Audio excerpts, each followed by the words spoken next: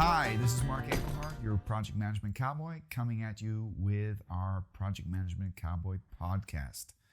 I have this special honor today to introduce to you a friend and colleague, another Project Management Cowboy, part of what I would call my Project Management posse, okay? I have the honor of introducing Wolfgang Raschka to you. Welcome, Wolfgang. Thank you for having me here, Mark. My pleasure, my pleasure.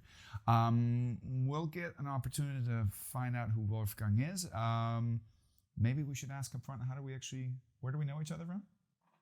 We know each other from Siemens. Okay. So there's no secret that I have been working for Siemens for quite a while. This is the part where we put Siemens across his chest. That's the sponsor of this podcast. Just kidding.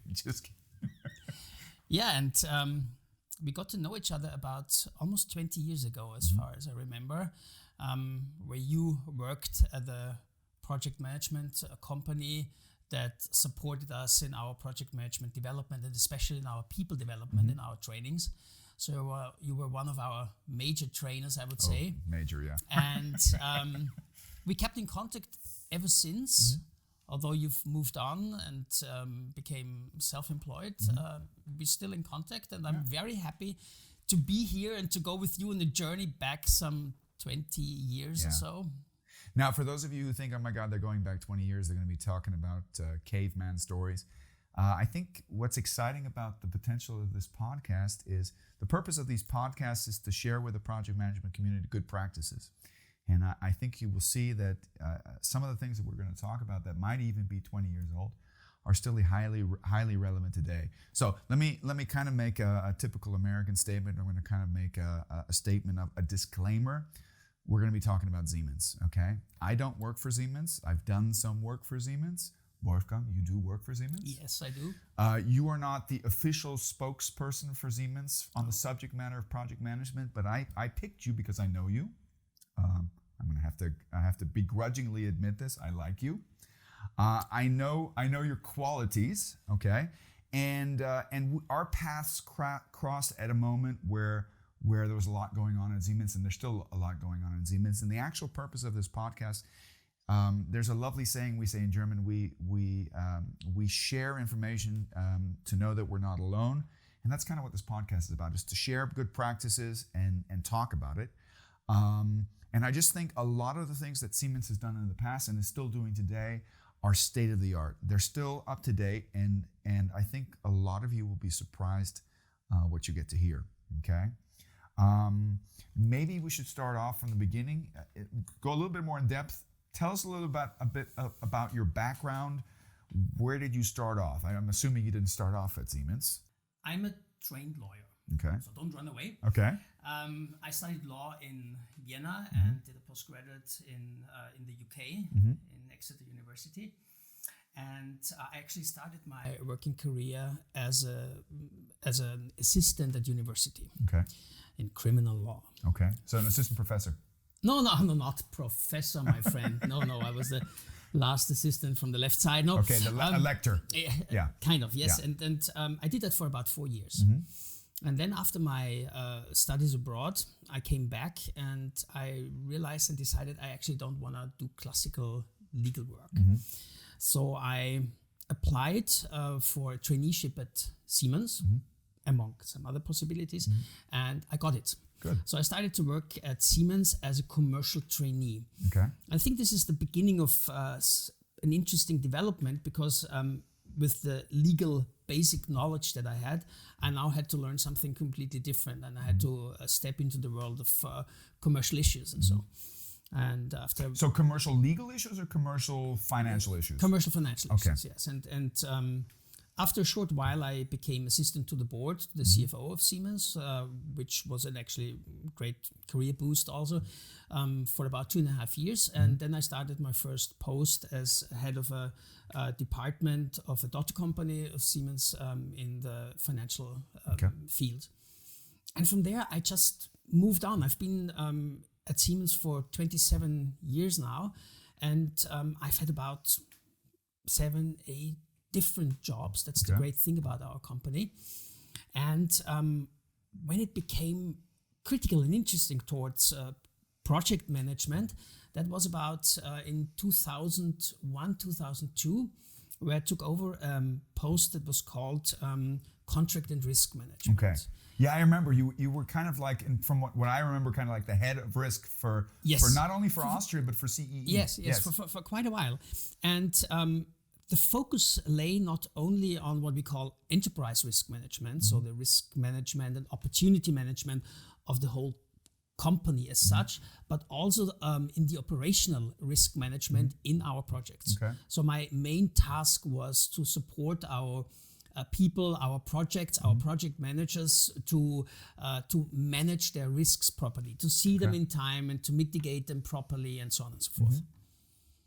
And that was actually where we were very much in contact with all sorts of business people, business heads, and so. And that might have been the reason why one day my boss, a board member of Siemens, came to me and said, Wolfgang, we've got a question from headquarters. They roll out a new program, a new initiative, which is called PM at Siemens, Project Management at Siemens. Okay. Wouldn't when you was like? this? That was in 2003. 2003, okay. Wouldn't you like to be in charge of that for Austria and Central Eastern Europe? So what was the concrete role that he was offering? So were you still in charge of risk, or did you? I was still in charge of risk. So you had risk on one side. I had risk, and you had kind of an integrative role in also overlooking the opportunities in projects, right? Yes. I think one should probably mention that what makes project management interesting at Siemens is that Siemens, like many companies, uses project management as its delivery modus to deliver products and service to the client, right? Yes, almost completely. I would not say products in the mere sense of the word, but systems definitely. Yes.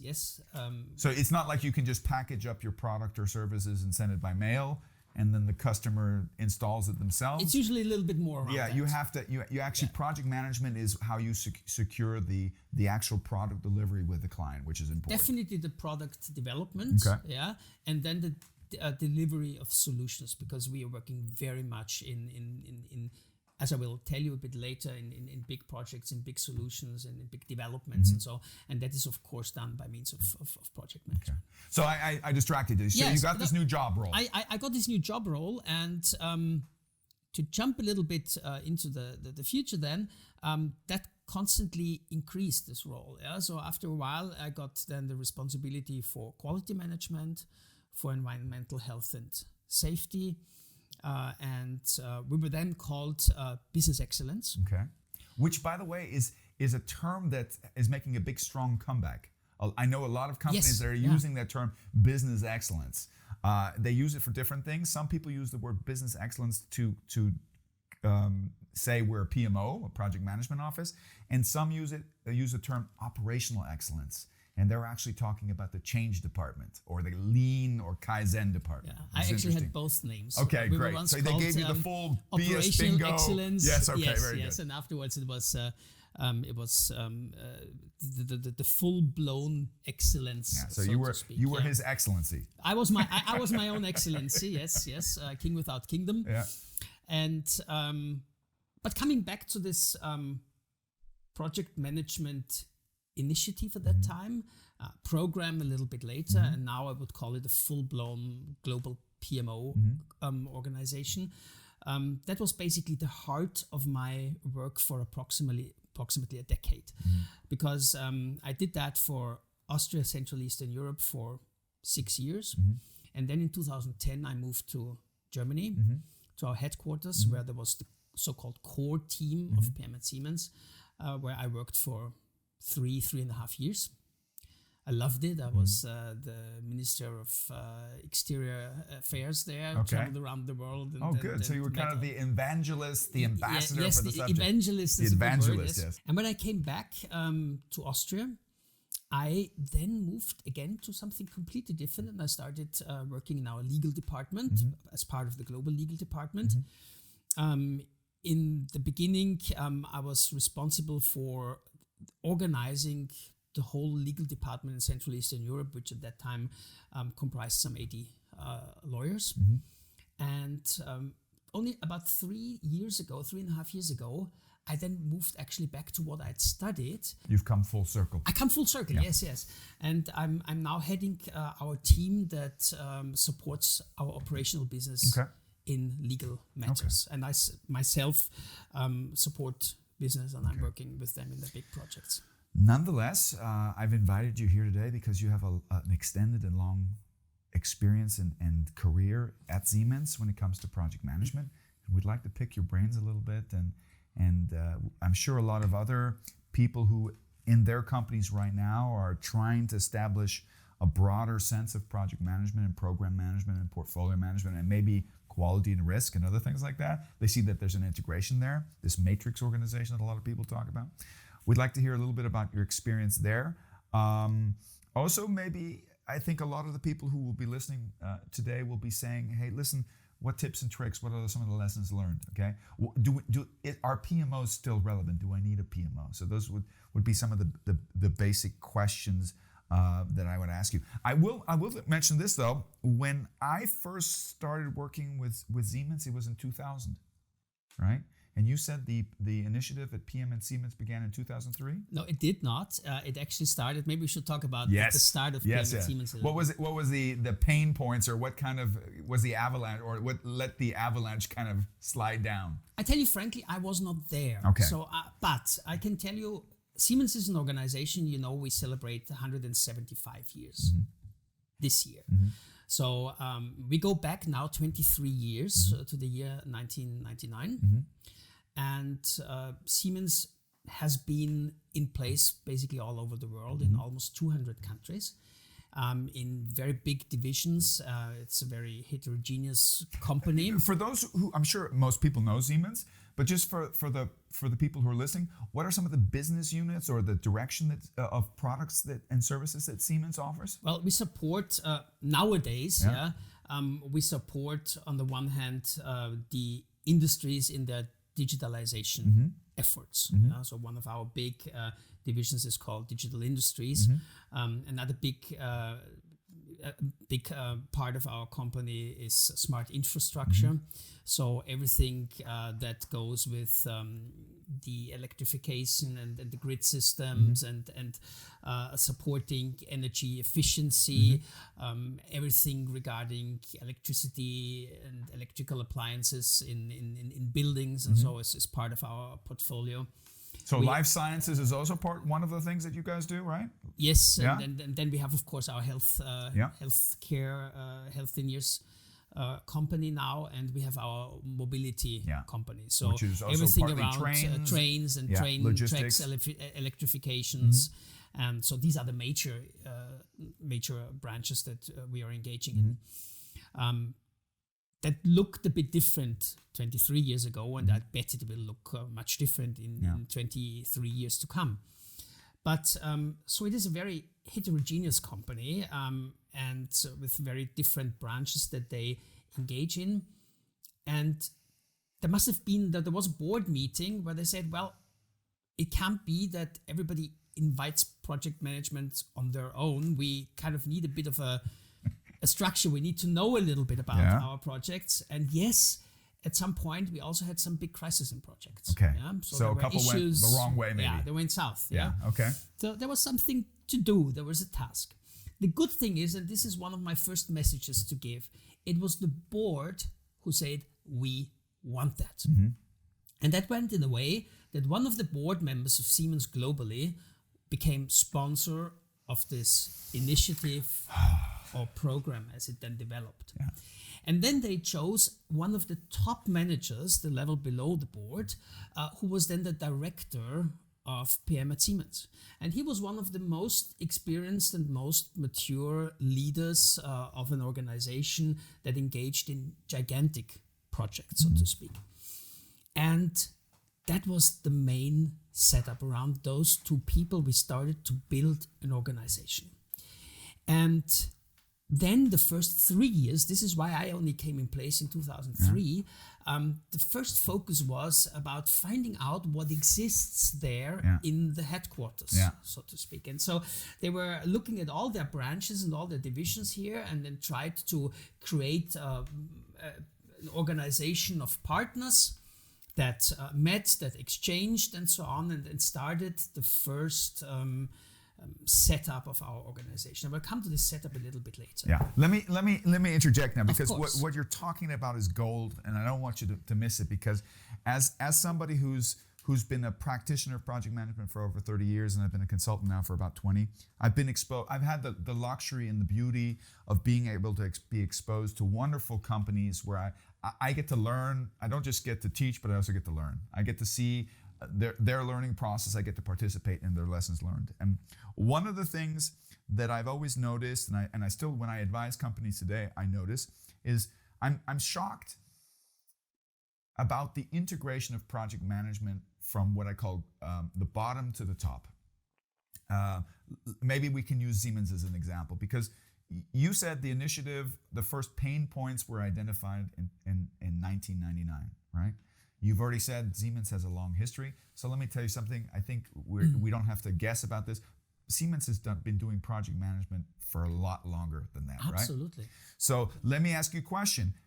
How did Siemens manage those projects before there was a conscious awareness from the board? Well, that's actually difficult to answer. I would say the first big projects were done with the Siemens founding fathers. Yeah, they had a huge project building a telegraph line from Europe all the way to India. Yeah, over thousands of miles. So a mega project. A mega project. Yeah. And when you think, as far as I remember, the Siemens brothers were the project managers or the sub-project managers, which so is to speak. classic. It's fantastic.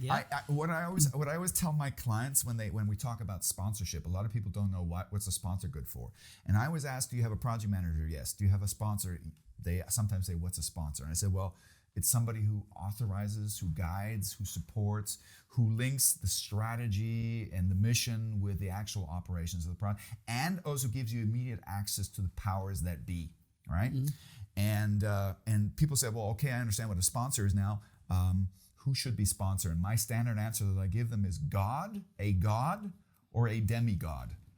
And they always look at me, what do you mean? I said, it needs to be a board member or one level below. And this is a classic real life example. This project was so important. The benefit of this project is that the Siemens brothers were involved, right? So in the sense of making decisions, there was no barriers. Yeah, and now imagine the following. Imagine one sits in St. Petersburg, the other one sits somewhere in India, and then the third one somewhere else in the world, and they needed to communicate. Yeah. And the communication at that time went, I don't know, by horses, by ship, and so. So today it takes seconds to communicate with each other. Yeah? And the other thing which was very interesting is the impact that such a project had. Because when this telegraph line was there, the communication time reduced from something like 2 weeks down to approximately half an hour. So there was also a meaning behind what you do. And I think it's great to work for a company, and I'm very happy about that creates so many meaningful projects. Yeah?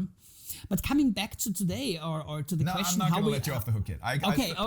Because I'm going somewhere with this. So you gave me a perfect example. We started in 1999, just to bring you back to what you said, where you said the board got involved. God bless the board. I love the board. Okay.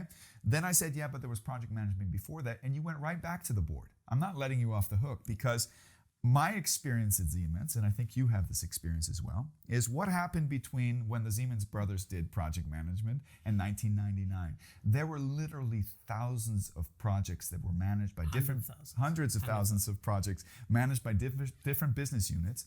And there's a strong history that I think one has to respect. Okay? And I think it's incredibly indicative of how maturity builds up in an organization, especially a large organization like Siemens. How many employees does Siemens have worldwide? Nowadays about 330. Only? Yeah. Okay. So 330,000, a massive company represented all over the world. Your employees still had to manage projects. Maybe not the India telegram projects, but smaller projects. And I know this as a fact, and you know this as a fact. A lot of these business units said, well, we need some kind of process.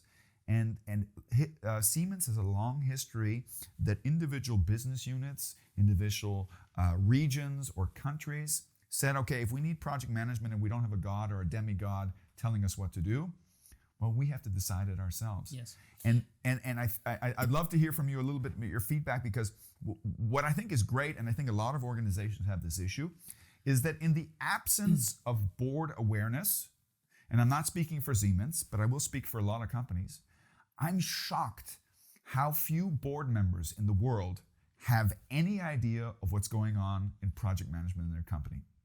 I've actually gone up to board members and I will say, how many projects do you have in your portfolio? And they look at me like I'm speaking a foreign language, okay? Which is not the case at Siemens. You board members at Siemens very well know how many projects they have, what size, pretty sure. What size those projects, what the total capital of investment of project is, what the target ROI, which is what we're talking about portfolio now. I think, let's take PMI, which is the Project Management Institute. They have wonderful standards on everything, right? They have the PMBOK guide. In the meantime, is this thick. You know how thick the standard on portfolio management is? Yeah. Which is kind of an indication of the state of affairs. And I'm shocked because what I've always said, for a high level of project management maturity, first place you start in maturity is your teams have to be able to do project management. And Siemens was good at I always say project management often starts as a grassroots movement, right? If in absence of governance or guidelines, people figure it out themselves, okay? But I think what I'd love to hear from you is Siemens had many, many decades of people doing their own thing. I think how many different standards were there at Siemens before 1999? I would say numerous. He's being conservative. Yeah, well, both in our whole matrix organization. Yeah, I would not even say that in a certain branch or organization, headquarter and countries, there was the same methodology in place, and that is of course true. Siemens has always been a mature company. Siemens has always had a very, very high level of technical knowledge, of as we call it, ingenuity, as an engineering spirit, and but it was dependent on the single people, on individual initiatives, on the individual knowledge and experience that had built up in our company, and there was maybe, I assume, too little room to share and to also at some point exert governance. Governance in the full-blown project management sense of the word. Well, it was kind of, I think, also seen as an imposement. I think your board members were kind of proud of the fact you had highly professional, highly motivated employees that were getting the business done. And as long as that worked, that was fine. But what we're talking about, and this is why I'm so thrilled to have you here today, you get actually to share with us a little bit the Siemens experience that in 1999, I think there was a transition. Something went click in the brains of board members where they said, you know what? It's great that we have individual project management systems, but we're a large corporation. Where's the synergy? Where's the potential? Are we doing program management? Is there cross fruition between the business units? How does it look? Do we have a uniform capability program? And the idea in the beginning, the goals in the beginning were to increase the quality of our projects, to reduce the risks in our projects, and to enhance the community of project management experts. Now, this realization came on a senior and an executive management level. Yes. And what they understood, and I wish more senior managers and executives would recognize this, I think they have it somewhere in their peripheral vision, but are they conscious of it is the question, is that they realized that although projects are executed by project teams, for projects to maximize their potential business case, projects, programs, and project portfolios require the involvement and the conscious decision-making of senior management and executive management.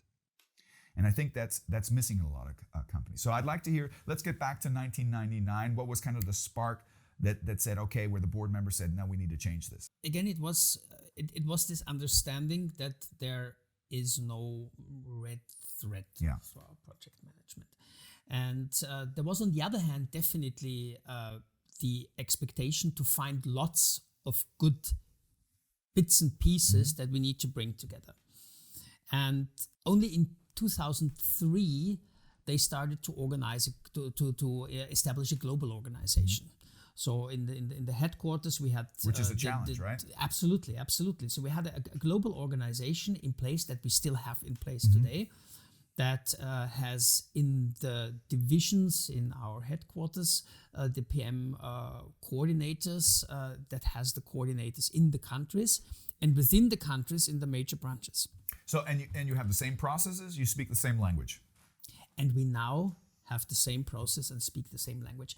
And I was there towards the beginning, and I saw how difficult it was to train this language. And I know how simple it is today, because I still work in projects and I still support projects. And when we talk about our PM40, PM80, so our milestones. Yeah, your milestones. It's automatic. Yeah, everybody knows what's it about. Yeah. What I always say when I train fundamentals, right? I often say, listen, when we go through the fundamentals, what we're going to go through is we're going to go through an arsenal. I use the word arsenal. We are going to go through an arsenal of vocabulary. We might also call it buzzword bingo or bullshit bingo, right? Lots of words like project charter, stakeholder analysis, risk register, configuration management, where a lot of people say, what the hell are they talking about, right? Now, the ultimate purpose of good vocabulary, number one, two reasons, is to create an effective. So I can say, you can mention your milestones like you mentioned, and the lights go on in people's eyes and they know what you're talking about. It saves you time. So it's effective and it's efficient. Unfortunately, I think we all have the experience in modern management that we often use vocabulary for other reasons. One, to intimidate people, to confuse people, or to impress people, right? Which is not the purpose of using this kind of vocabulary, right? So that was one of the targets when you decided to make a project, to take project management not out of the hands of your different regions or different business units, but to take it higher and say, okay, yes, we want you to continue doing project management, but are we doing it? Do we have a uniform process, right? So, and this movement was called PM at Siemens. Was that the correct name for it? Yes. Yeah. Yes. It was called PM at Siemens, and I brought you a couple of things with me. Okay. And I just wanted to share something because right at the beginning, so for about the first decades of PM at Siemens, or a bit longer, we had actually something that was haptic. You can touch it. Yeah. That was our half moon, our PM at Siemens guide. Yeah. So the idea was to give people something in their hands that supports them in their it gives it legitimacy. Management. Yes, absolutely. I mean, you could. I'm sorry if I could say that, but if you take this and hold this, you could say this is a brick. Yeah. You could literally hit somebody with this. You could hurt somebody with this. Yeah. But the great thing about it, it's real. It's heavy. It has weight. By the way, let me just hold this into the camera real quick. You're not going to see much of the details, but I think you'll, even from the distance, see the quality of what we're doing here. Okay. Look at the quality of this workmanship. Thick paper. Great graphics, layout-wise, hats off. Anybody who looks at this will not question the commitment of management of Siemens to say, hey, listen, we commit to project and program and portfolio management, right? Right. And when we talk about this phase here, represented, let's say, by this booklet here, and we had altogether about 5-6 booklets over a period versions over a period of about 12 years or so. That represented the time where we very strongly focused on bringing our project management into good structure and order, and focused very much on the project managers. Framework. Creating a framework, and focusing on the project managers, give them something in their hands. And what we did, I tried to make visible a little bit. Yeah, I brought you something else. I was a bit creative. Look here. Okay. You need to make a bit of space. What makes space? Hold on. So at the beginning, we focused on 3 major aspects. Let's say the color green focuses on the aspect processes. Okay. So kind of the roadmap, give us structure. What's the beginning of a project? What's the middle of a project? What are milestones? Give me a little bit of time. I'm sorry. I'm getting excited. The second one, I let it overlap a little bit. Yeah. was about people. Okay. And then comes the third one. I'll put it here. Remember at our meetings that we had, I had this picture on the PowerPoint, and that was about transparency. So the focus of our, at that time, initiative that became a program step by step was about those three issues. And what is behind those? When you look at process, we created an overall PM at Siemens process with milestones, with process steps. So we talked about a very important thing, categories of projects. You can then ask me whatever you like. I love this part. We talked about This is process. this is hot topic. Yes, absolutely. We talked about something, and maybe we can also elaborate on that a little bit, quality gates. Ooh, nice bingo word. We talked about things like contract management along this process, the quality management fits closely here, project procurement, and then one of my love buzzwords is PACT workshops. Okay. I'll tell you later about Would you have to explain to us Yes. what that is? So when we talk about people, it was the first time that we thought about, is project management actually a career path How dare at you. Siemens? How dare you. we? And I would say, yes, so let's put down career model. Yeah. We thought about competency management and job profiles. Yeah, what does a job of a project manager comprise? We developed training. This is when you were in place, actually. Yeah? And other personal development measures. It's not only about training. When we have training, at some point we need to think, what do the people actually know? What are they capable of? So we started with certification. This kind of falls under that bingo word of capability building, which is a huge issue in the maturity of an organization. Absolutely. Placement of our project managers, empowerment and target management. I love that. Yeah.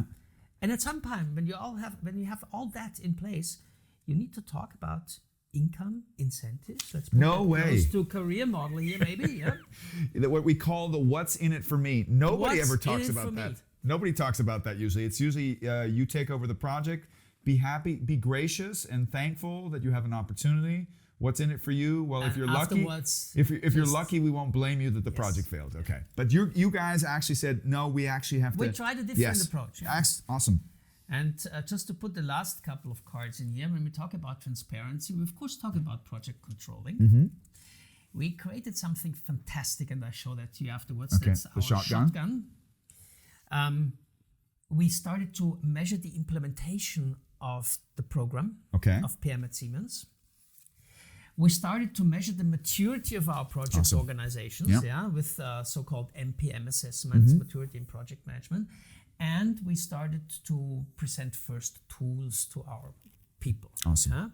So that was basically what we worked on for approximately more than a decade.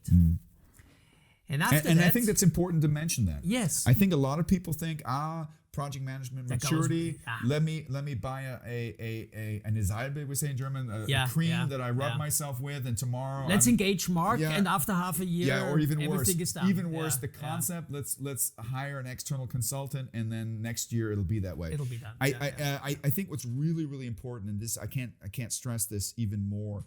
I think what people need to realize is maturity is not a destination; it's a journey. Absolutely. Okay. And it remains a journey. And it remains, and it's a necessary way to go to be successful, actually. Absolutely. I think this is great. And, Where do we want? We talk about that, whatever you like to talk about. Let's pick it out. Let's start off with processes. Actually, there's one topic I kind of wanted to lead into, and I want to kind of go back to that 2003 thing and kind of tie into that concept. Yes. I myself could probably, off the top of my head, based on some of the business units that I worked with, could probably identify at least 6 or 7 different project management standards or initiatives at PM. All fairly solid, some more widespread, some less widespread, but very little interaction between the different project teams. Not the same vocabulary, not the same processes, which made it a little bit cumbersome in exchanging and also kind of promoting and communicating the good work you did. Now, you guys decided, no, that's not the way we want to go. We want to create uniformity. And you decided to create one standard for Siemens, okay? Let me ask you, how was that received by those that already had a standard? Good answer. Yep. Let's start with this. Project management is no rocket science. Yes, absolutely. It's common sense to a certain level. To a certain level, common sense, and maybe written down and reflected common sense. Yeah? So it is not like we went out there, checked what was available, came back and said nothing fits Siemens, and we created something completely on our own. No, but we looked left and right and found lots of good bits and pieces, and simply translated it into something that is streamlined for what we are standing for. And I think this is the basic idea. And the very exciting thing was we had projects at Siemens, we still have, that go into the billions of euros. Mega projects. And we have projects that have a volume of maybe 20,000. You're talking about scale. And I really want to talk about scale because I think Siemens, of all the company I know, is probably one of the most brilliant scaling concepts, which, by the way, you don't find in the Penball Guide. Yeah. Nobody ever. The Penball Guide is one size fits all, which is not accurate. But I don't want to let you quite off the hook yet, because don't let me. You had, I would almost say, everybody had the same faith, but a different version of the faith. Yeah. To use a metaphor, right? Yeah. So some of your people were leaning into the different organizations. There were some parts of Siemens that were like into IPMA or PMA or GPM, right? All great organizations. Some said, no, we have to go international, more international, we have to do PMI, right? So you theoretically, when you decided to make a one model, I'm sure all these people came with their models and said, take mine, and you were in danger, and I think a lot of organizations are in this danger, that when the board commits to one standard, all of a sudden you have 50 people talking to you from different areas saying, take mine. How did you overcome the potential of losing time and synergy through what we call religious wars? Because I agree with you.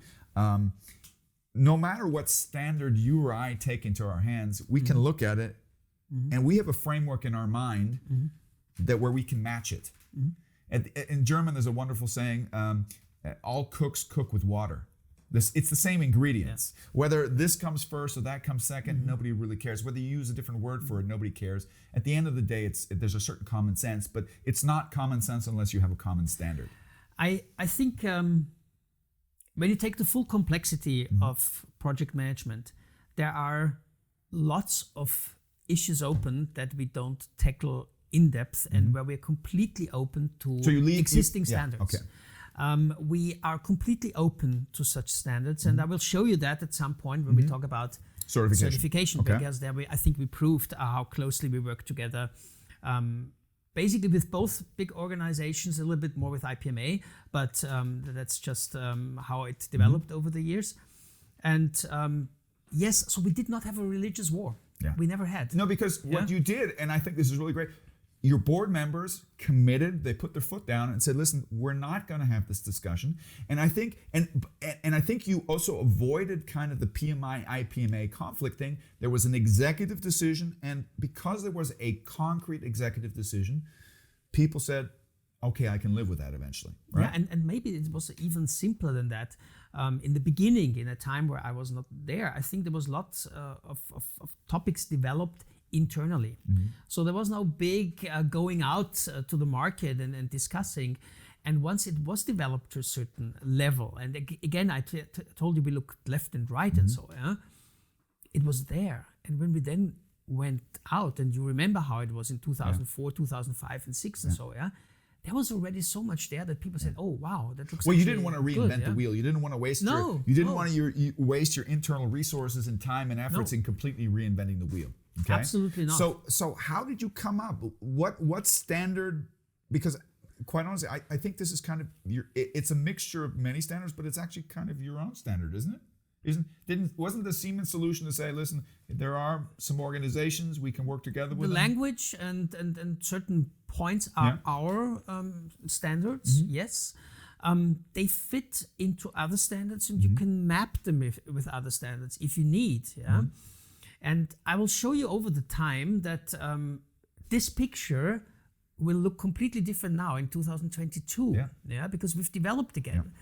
Well, we you have are to think about agile much concepts, more hybrid open. concepts. Exactly, Yeah. we're much more open to other concepts and other methodologies, and also the process has widened. We have basically one standard with cornerstones, and within this standard you can fit, even within our company, 4, 5, 6 different other standards or so. Yeah? I do want to point this out though, because I think a lot of companies will one way or the other, and we can name companies in both directions. Some companies say, listen, we're going to make it easy. We'll align ourselves with the PMI methodology. Others will say, no, we'll align ourselves with the IPMA. Some people say they'll do Prince 2.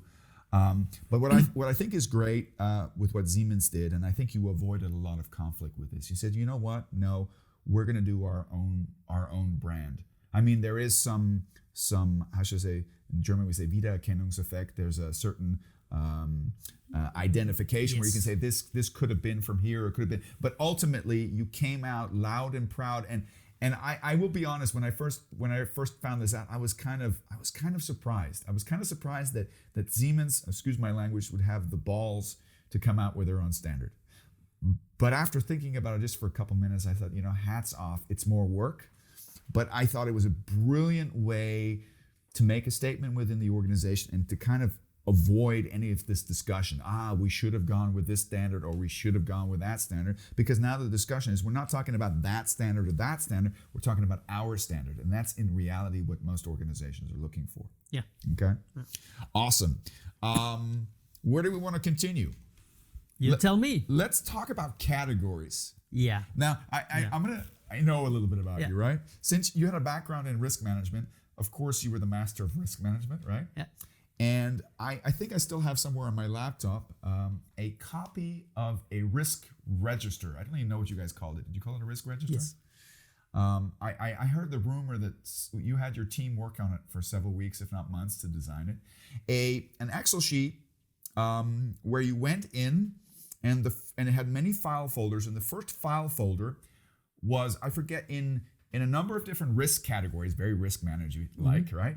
In a number of different risk categories: financial risk, operational risk, geographic risk, a number of different risk categories. There were a bunch of pre-selected questions with predefined answers.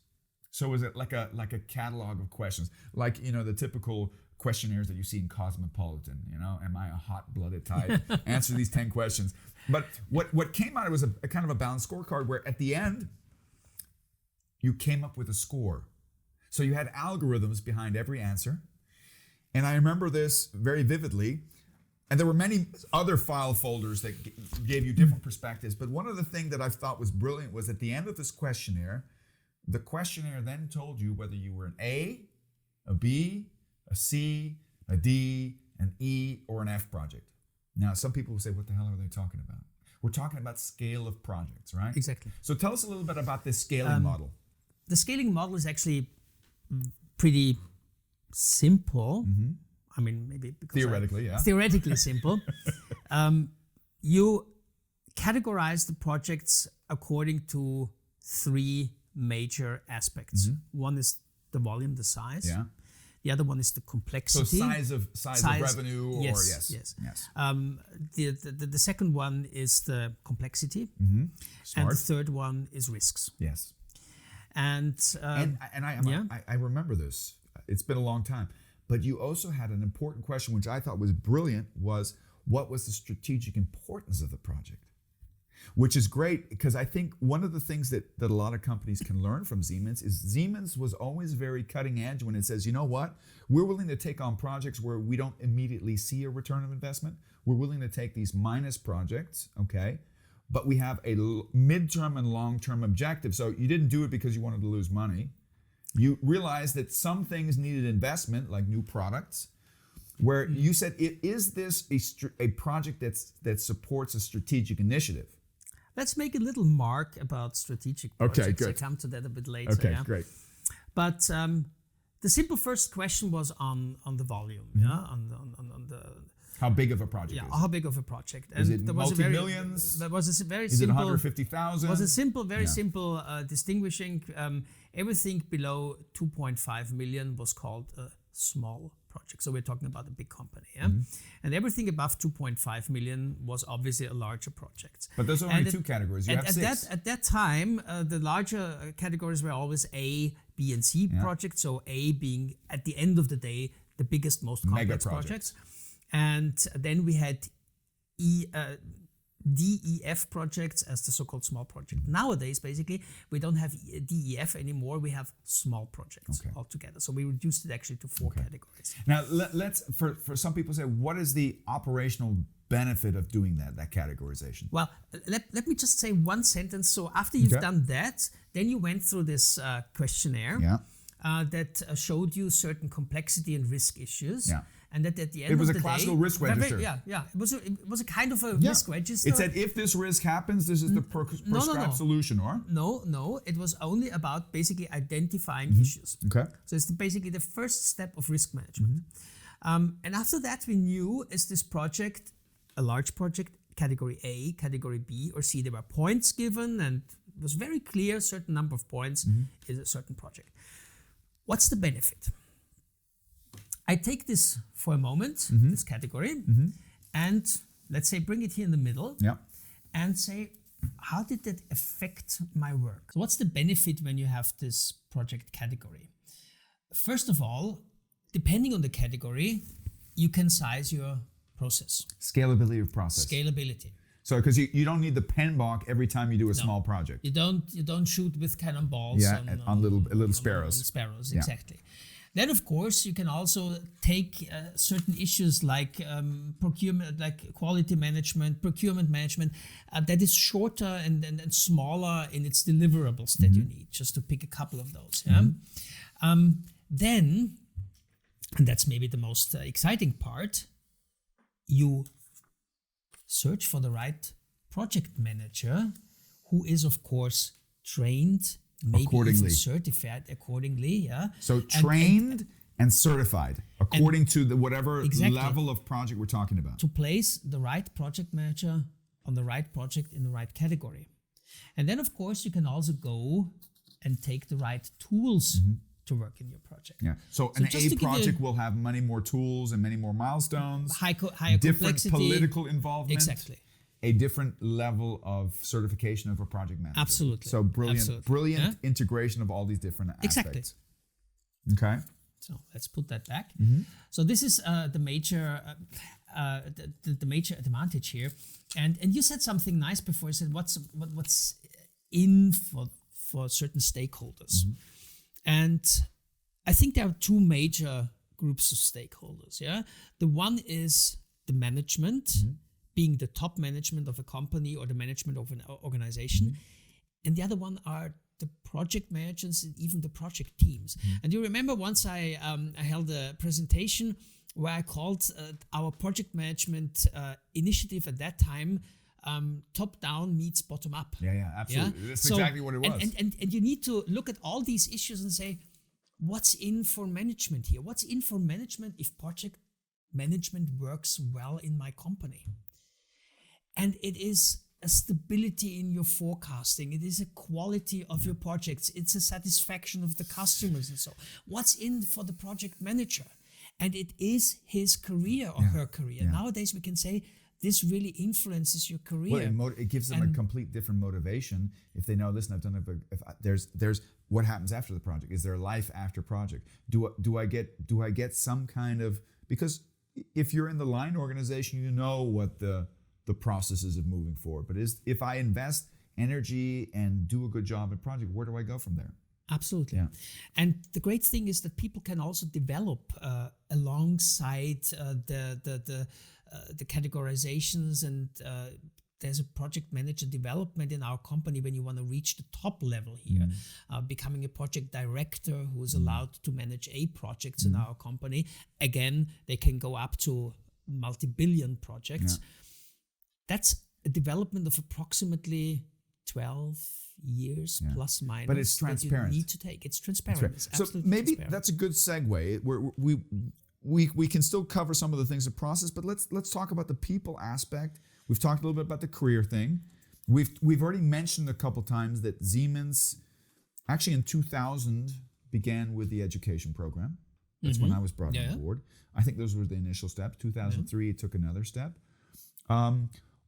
What kind of education program or capability building processes does Siemens offer its employees? Well, because I jump this in, we're gonna show some pictures later on. Yeah. We know each other also because PMI chapter Austria actually gave which Siemens. You headed at that time. I was leading at that time. Actually gave Siemens a couple of awards, and the first award that Siemens got was for its education program. Yes. Because the board of PMI chapters Austria recognized, oh my God, this is a really state-of-the-art example of an organization that doesn't just kind of pay lip service to project management, but they say, listen, if we're going to do projects and we have so many different types of projects, we need to do capability building, and we need to create not just a career model, but a career model that's based on a training with multiple levels. Yes. So tell us a little bit about that. Yeah. I look again at, I actually like that. It helps me a lot moving around here. Let's start with the career model and the competency management. Yeah. So first of all, we ensured that we've written down what we expect from a project manager of a certain level. Okay. A project manager for small projects, a project manager for C projects, B projects, A projects. What do they need with regard to knowledge? What do they need with regard to experience? What should be typical actions that they are able to do, going all the way to stakeholder management, to communication with top management, and so on and so forth. And having that in place and having decided on what we would like to have as a company, then we started to develop the proper career model. How do we develop our people from starting as a project assistant, whatever, and maybe moving all the way up to project director managing a project? And this career model shows both training, experience over a period of, I would say, a good decade or more. And here we now had to offer training. And we at Siemens now have trainings for project managers, for small projects, for project managers. So how many levels of So with four levels and 4 training. Does it kind of match the IPMA 4-level thing? The junior project manager, senior manager? Approximately. A project director? Approximately? Yes, okay. Yes. So where it goes to program it's a very management transparent and simple model to understand. It's a project director. Yeah. Here we have trainings in place. At that time, I remember we had the trainings organized a little bit stronger and closer in the countries themselves. So we had our wonderful training for about a decade in place. You remember the name? Yeah. How was it called? You're putting me on the spot now. Help me out. I don't know it. I thought you knew it. I'm trying to think. It was we a lot of it went under PMO. I'll think of it. We'll figure it out. We'll figure it out. But we had this training for a long time. Nowadays, Promote. Yes. The gray cell still works. 1-0 for you. Yeah. And now Promote was an acronym. Wasn't it an acronym for something, or was it just it was just a good name? Good name. It was a good name. Yeah. Promote. I remember. Yes. Yeah. So nowadays the trainings are a little bit stronger, directed from Germany. Yeah. And then we have an accreditation model to bring. You have an internal, but you also offer. They're also allowed to do external accreditation. There's also external accreditation, yes. And so we have the trainings in place, which are usually quite long, intense trainings. They take up to 20 days or so, where people undergo role games, role and models. Everything. It's a lot of it is that classical model. It's based on this principle. I remember the didactic model was knowing is not only learning. Learning can help you with knowing, but you don't know unless you practice it. So it was always based experiential as best as possible, using life cases and stuff like that. Life cases, experience oriented. Nowadays, of course, blended in all directions. Really great. I'm still engaging in these trainings. I'm still training the legal part, for instance. I remember I held many of these trainings. I don't even think I'm authorized to hold a training anymore, because now you even train your trainers. Yes, we do. Yes. Yeah. So we train our trainers, absolutely. Good. And we try to ensure that there are lots of people from within our company involved as well, because it's nothing better than sharing knowledge and experience within the company. Who knows your company better? By the way, a lot of people would think I'm against consultants. I am a consultant and a trainer myself, but I always tell my client, you know what? There's nothing better. Nobody knows more about your company than yourself. Yes. And if you can use your internal resources as best possible, trust me, there's still plenty of work for external people. But I think internalization is incredibly important because it's great for your career model. It's a great experience, and it's lessons learned and sharing experiences. People speak the same language, which is great. And when we talk about this experience, let me also bring into place the next topic here, which is the certification. Because our idea is, when you undergo the training, when you have experience in the projects according to our PM at Siemens process, then you should actually show that at some point and show whether you're ripe to reach the next level, the next step. So we have a certification program in place, or we've had it in place for about 20 years, I would say now, where we certify our project managers according to the PM at Siemens standard.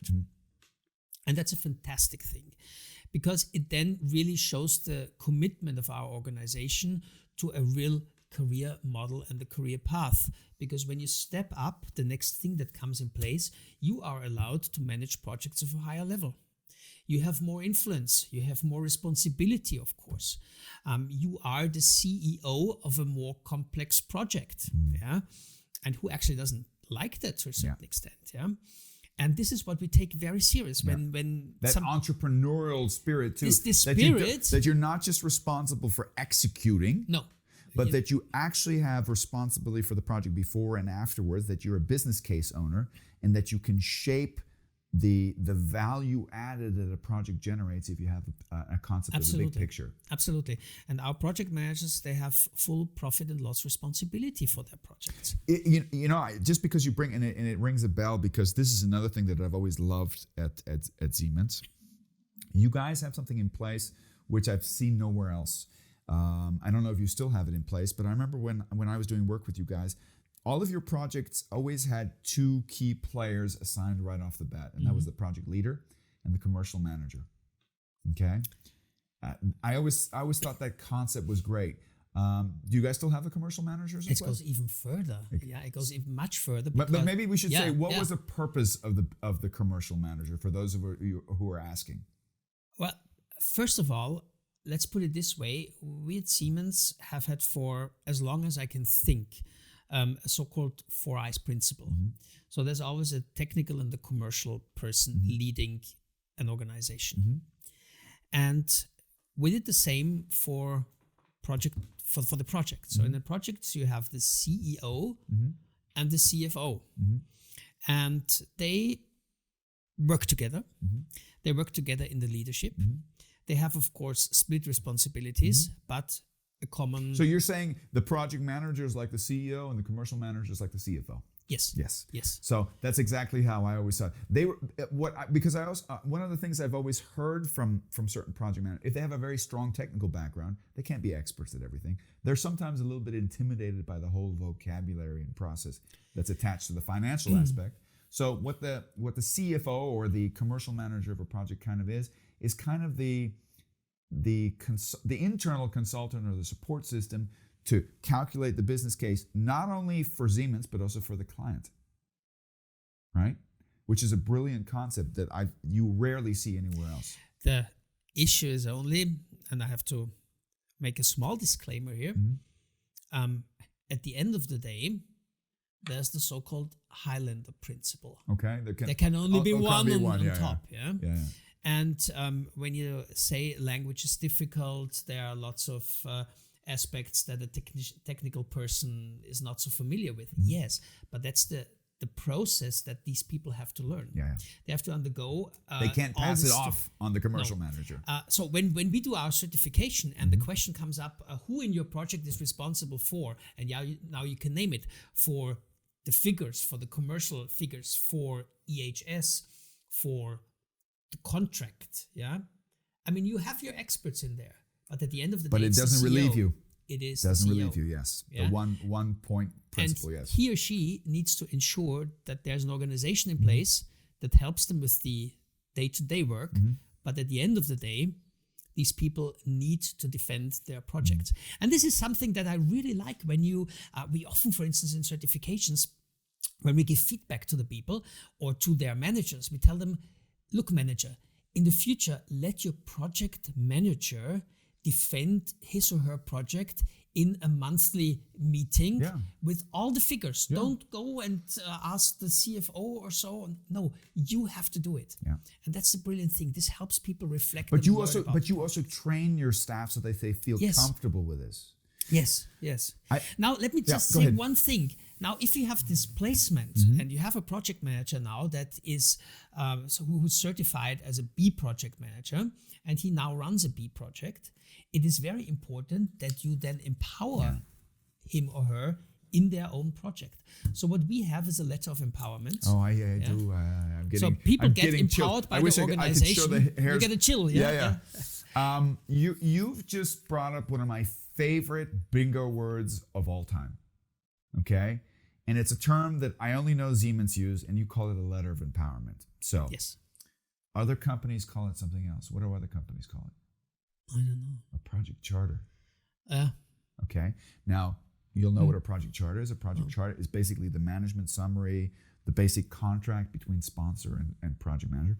But I think it's just such a brilliant and intuitive and powerful commitment of Siemens to say, project charter is nice and good, but we're going to call it a letter of empowerment.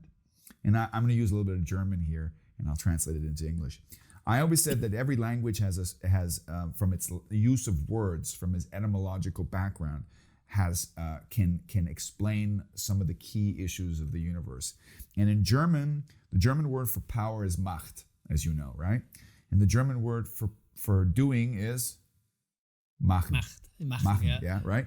So but in German is known, German-speaking people, we belong to that category, are known for being very hierarchical, right?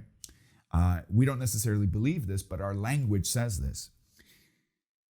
If you want to be powerful, you have to do something. And this has always been a gap in many, many companies between somebody has a vision, has a problem, has a need, has a want, and they throw that problem over the fence to a poor project manager who comes up somewhere in middle management, has no formal authority, nobody listens to them, and they have to make your impossible vision happen, okay? And the very fact that you say, hey, listen, this is kind of this etymological concept. Yes, if we want our project managers to do, machen, we have to give them Macht. Mm-hmm. And although it's an English word, I definitely sense the Germanness behind it, which I think is absolutely, absolutely brilliant.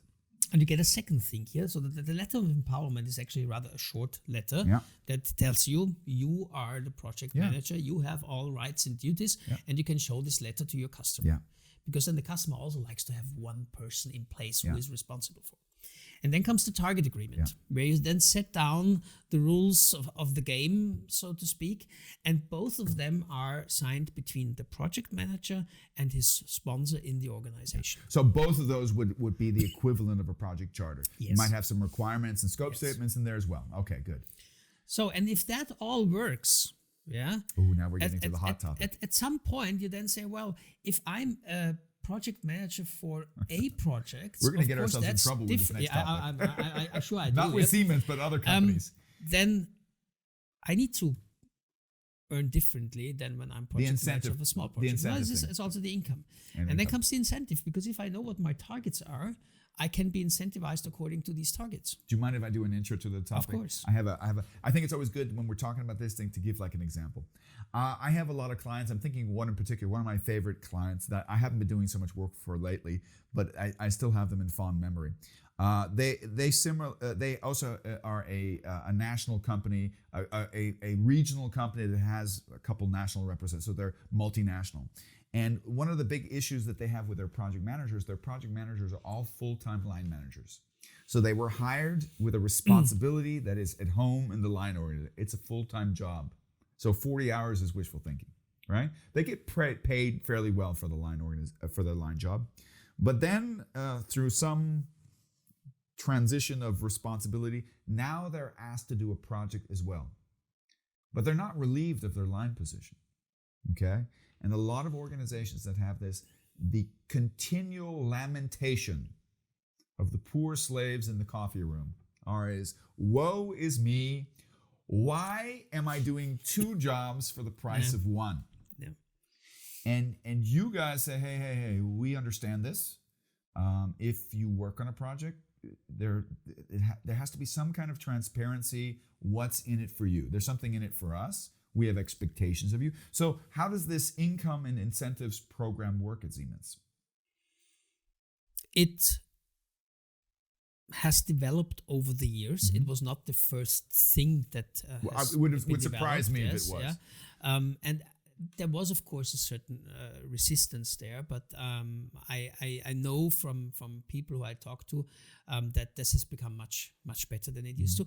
And the interesting thing is that this career model, the career path of a project manager. Well, that's already a return on investment for a project manager. When I know, listen, if I do a good job on this project, I'll move up. Yeah, and that stands exactly beside. And that goes also with income, right? Goes and also with income and responsibility. Exactly, and that goes.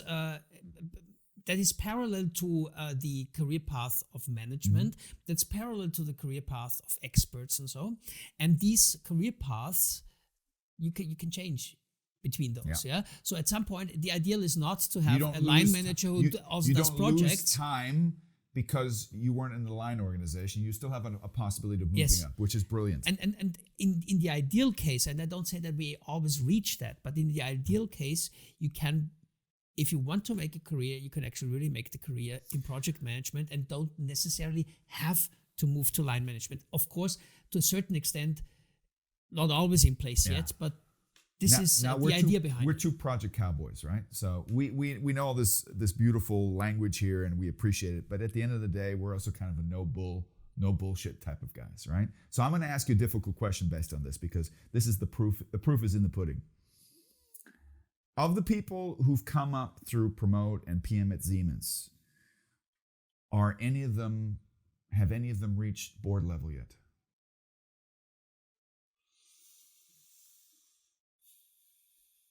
Maybe that's shooting too high. Difficult to say, but I would say there have been good and interesting careers on a global basis. But I know this is your way out. But there's several people who've come up the career path, you being one of them, who is right next to the board, what we call in some companies B-1, right?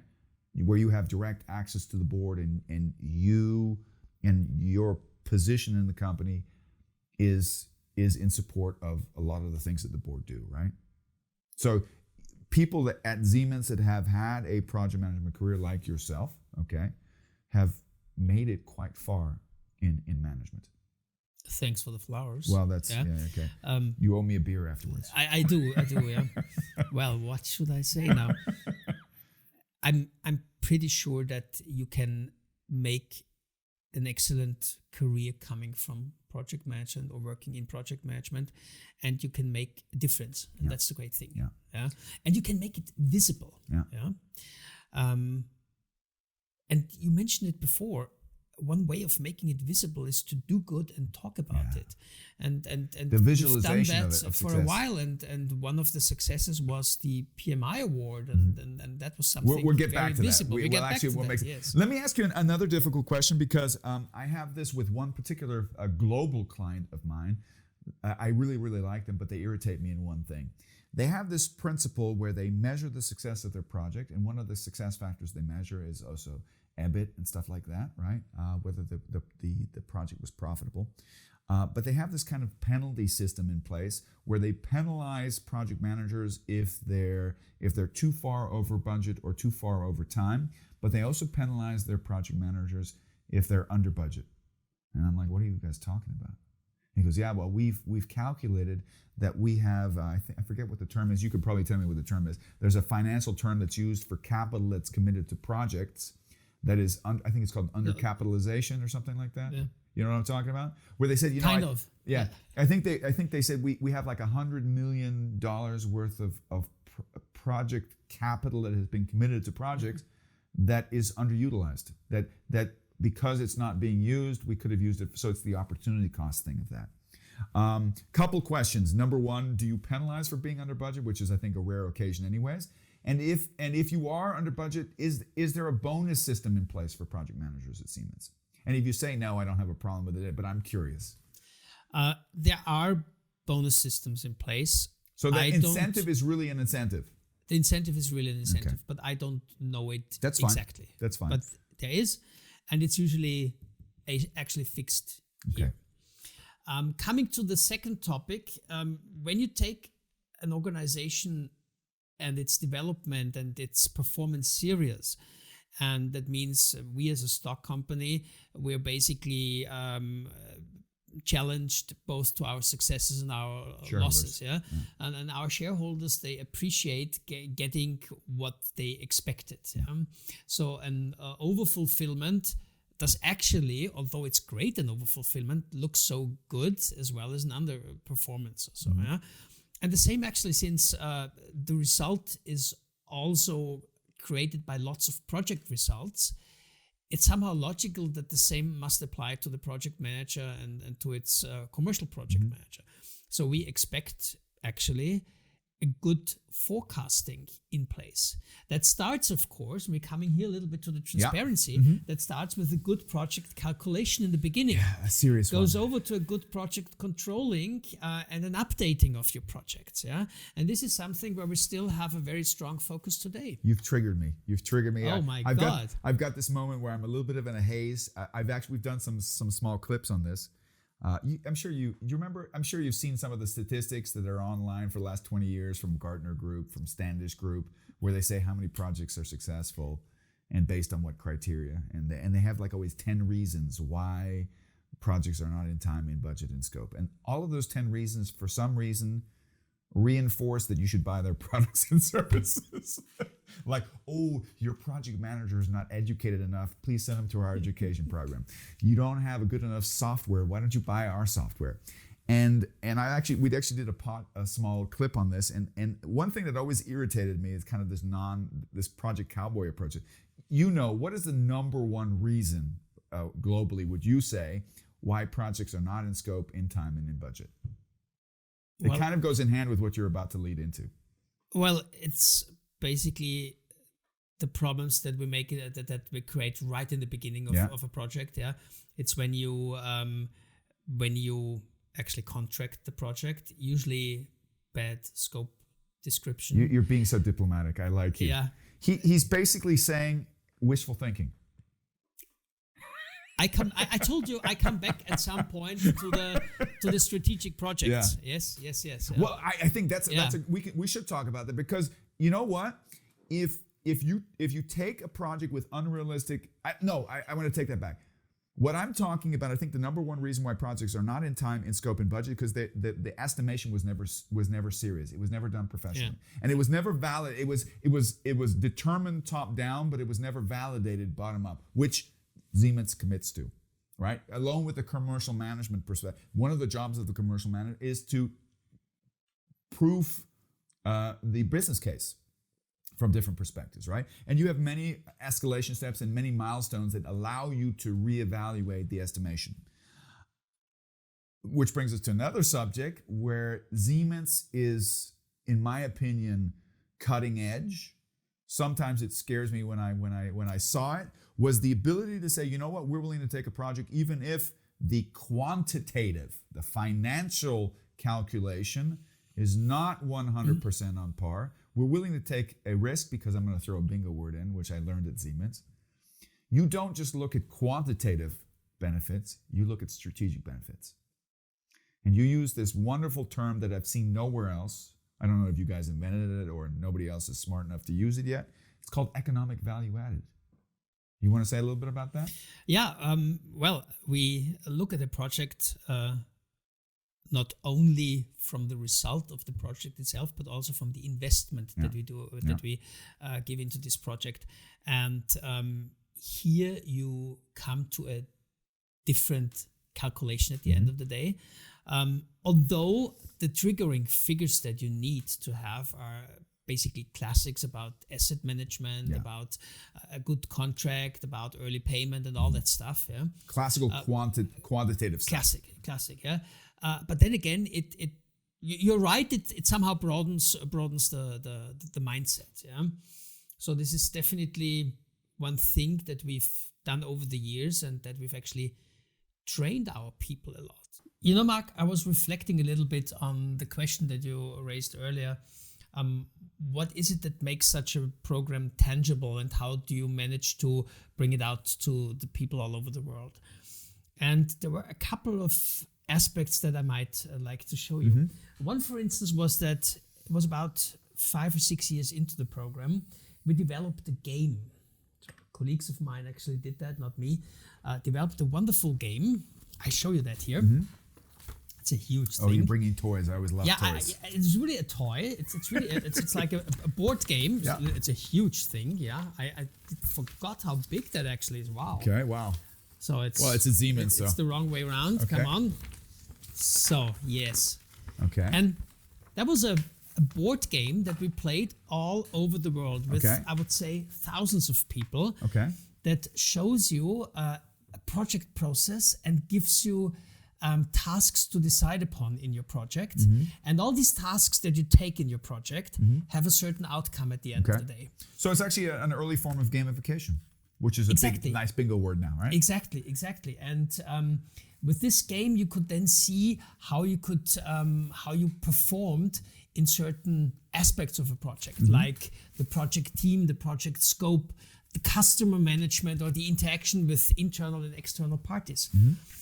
And this game we played in big groups. I remember I once went to Croatia with 4 of my team members, and we played there with about 200 people. Wow. All in one room, sitting at about 20 different tables. 20 different tables, were approximately 8 to 10 people per table, and played this game there because it was a very educational game, and showed you actually really cause and reaction and so on. And that was going in parallel with our initiative, with a new booklet that we at that time presented.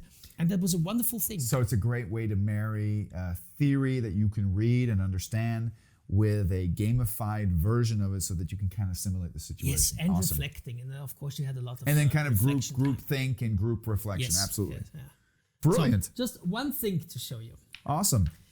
And who actually developed this game for you guys? Do you remember? It was developed by people from our core team, as far as I remember, plus an external development company that developed games like this. They haven't sponsored this podcast, so we're not naming them. Just kidding. If we find out, I don't actually have a problem linking them. So in case people are interested, we can eventually link them up with it. But that's something we'll do later. Good. Yes, we do. There's another funny thing. But, yes. You know, I brought you something else here. You're the prop meister. Yes, I'm the prop master. Yeah. I would like to show you something here. Okay. Now, for all of those who we're going to be digitalizing this, and we'll be putting this on the screen. Okay. Of course. We had something in our company which is still in place today, which is called a shotgun, a project shotgun. And this shotgun visualizes your project portfolio and where it actually stands. And what you see here in this graph, you see on the axis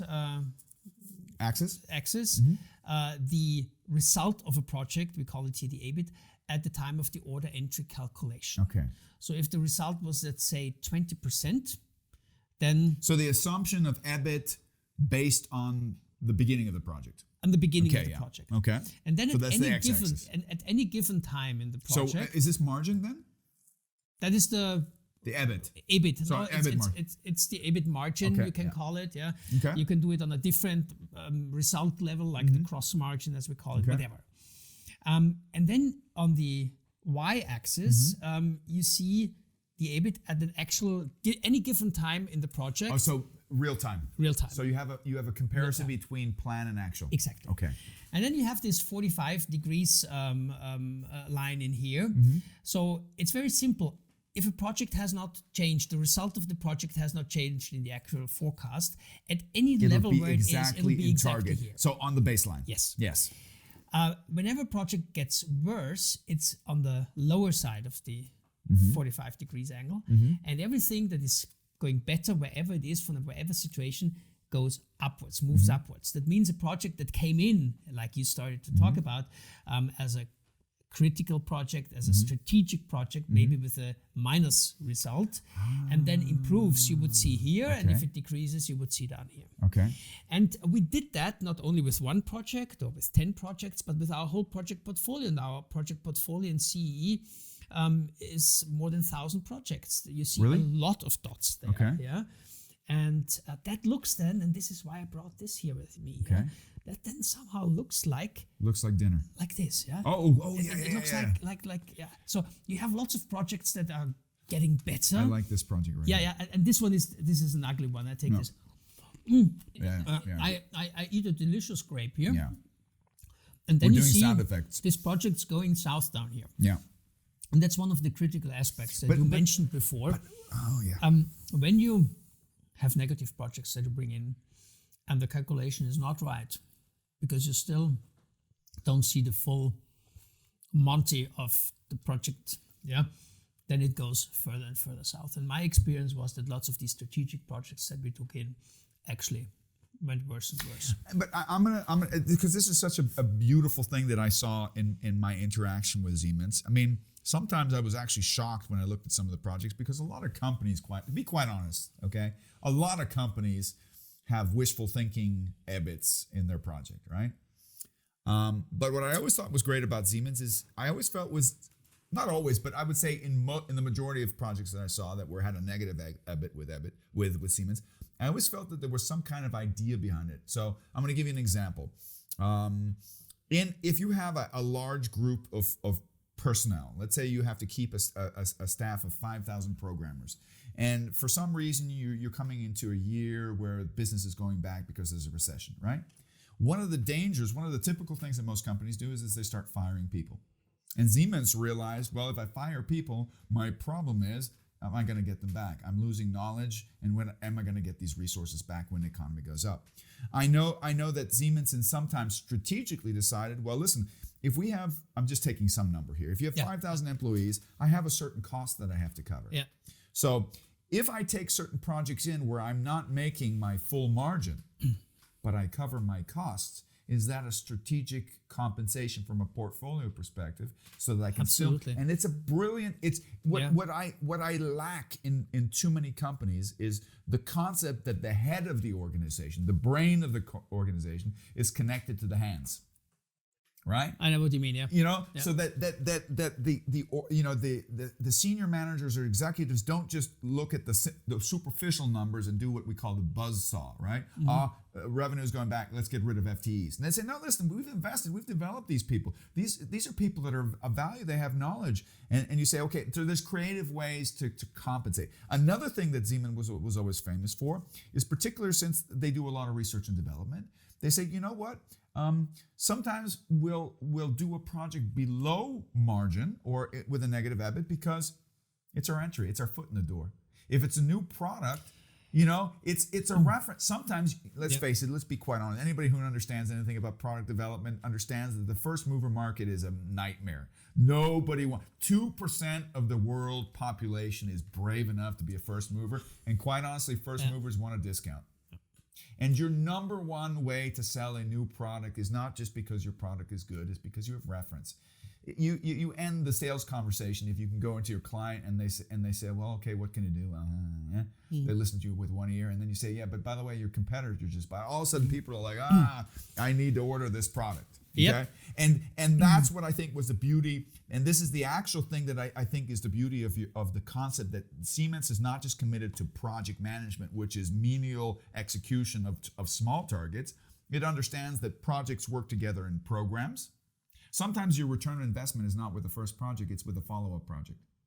Yes, but you have, of course, at the end of the day, you have to prove that. Yes. And that's the difficult part, yeah? So it's not just talking from hearsay or believing everything that people tell you, sales-driven.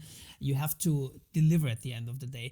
And the good thing is if you commit to a project with a negative result and you stay with this result, then you've achieved your goal. Of course, there might be a target then to increase the goal a little bit, to improve a little bit. Yeah, fair enough. And that's what we at the end value. That's at the end what we honor, and that's how we work. So if 10 projects come and say we're strategic, and all of the 10 would lose, then of course everybody says, "Oh, if you have a negative EBIT, the standard bingo word, it's strategic." It's strategic. Yes, that's the critical part. And we've done analysis, and maybe this is the last thing to tell you in that regard. Now imagine the following: we had this nice result, and I had a brilliant boss. Our CFO said to me, "Wolfgang, this is a great thing. This shotgun." No, I don't. He's brilliant, whatever his name is. This is a great thing, but I know that PM at Siemens does that by hand. So you somehow get your project results, you enter them somewhere in an Excel or so. No, I don't want that. I want that to come out of our system, to come out of our SAP. So please set up a project and connect the results from SAP into our into the system so that we can generate the shotgun right out of our system. And that was a brilliant thinking. So what happened in the beginning? I show you. What would you call a project portfolio that looks like this, for instance? Yeah, so the first shotgun that we drew out of the system had lots of projects like here and here. What would that be? What would that Sounds be? like a nightmare.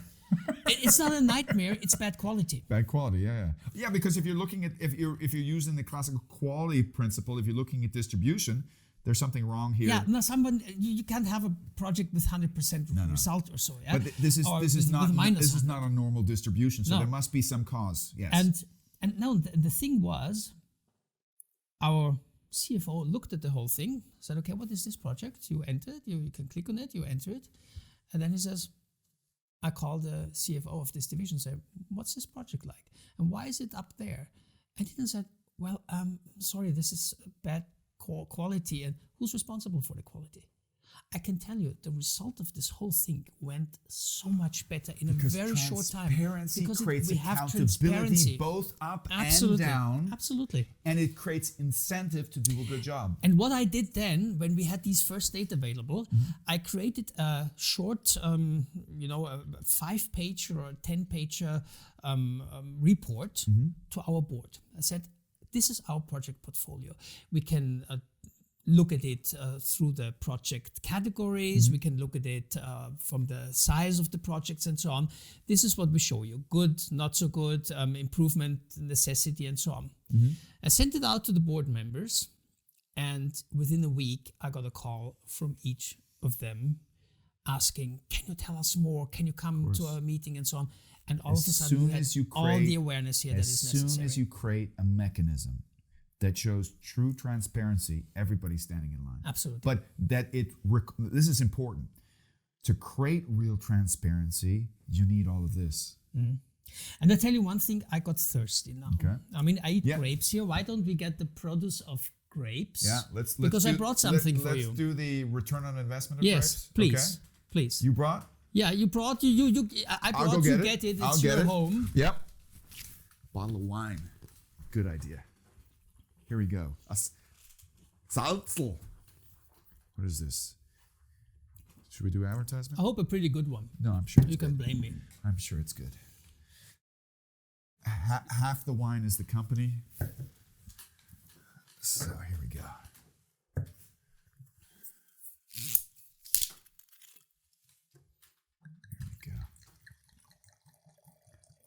That's a nice sound. This is portfolio management, or? Yeah. Oh, yeah.